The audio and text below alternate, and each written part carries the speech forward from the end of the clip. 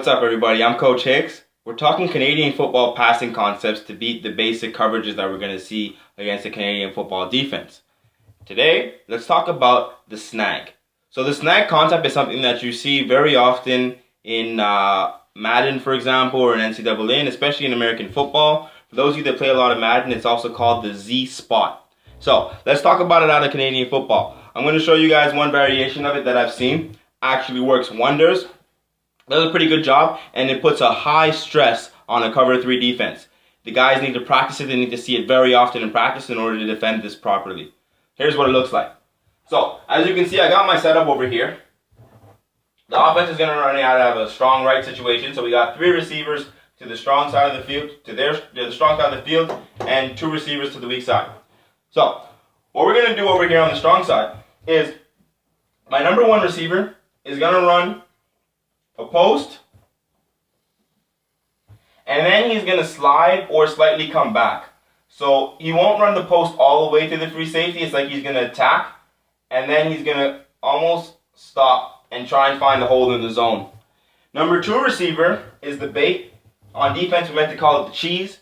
Number 2 receiver is going to run up, and he's going to run a quick 5 out over here. And then my number 3 receiver is going to come up, and he's going to run a corner route over here. On this side, it doesn't really matter. You can run any concept you really want to. The whole idea is to do something over here so that there's no help coming.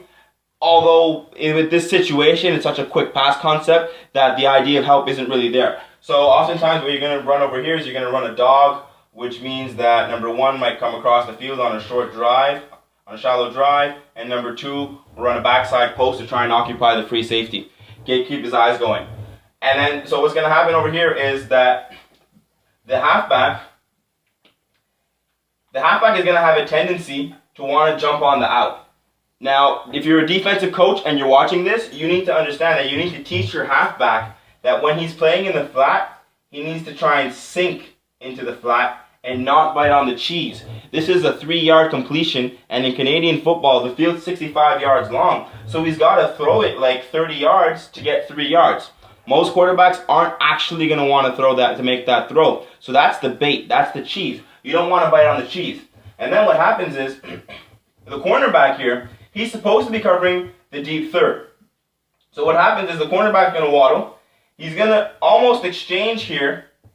But then once he sees this going off to the post, the cornerback's going to break off of that, and he's going to get onto the corner route because he doesn't want to get beat on the corner. So he's going to lock down the corner route. The sandbacker, now, this whole play actually fights on the sandbacker. The sandbacker is going to be almost walling this number 3. He's going to be escorting him. But then from here, Sam needs to know he's going outside and he's looking for something inside. It's all about the ability of the Sam to recognize the route and to sink underneath it in time. Most of the time, that's not necessarily going to happen. So this pass pattern right here is wide open. As soon as the receiver breaks off of his post, he's going to come in and he's going to find a little hole in the zone. He's going to sit there, and the quarterback's going to throw him the ball right there.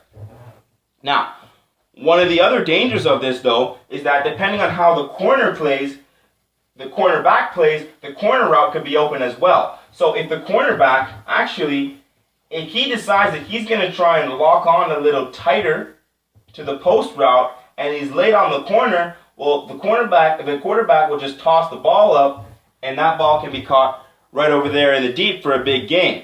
And the free safety, he's occupied on his backside. Likewise, if you run the play a few times and your free safety starts to realize what's going on, your free safety might get a little greedy and might waddle over there, leaving the backside post wide open.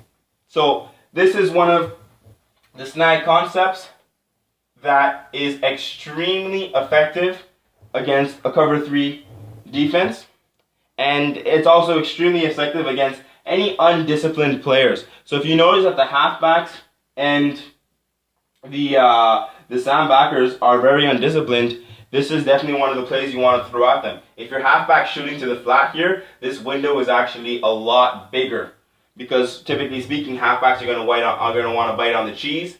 The cornerback, well, if he's disciplined, he's going to drop back there. That's going to leave this whole pattern wide open, and Sam's going to have to run all the way across the field, especially if you spread them out wide with a wide split. So that's the snag concept for Canadian football. I'm Coach Hicks. Check out my offensive videos, my defensive videos. Anything else, like, subscribe, and let me know what you want to see most importantly. Coach Hicks signing out.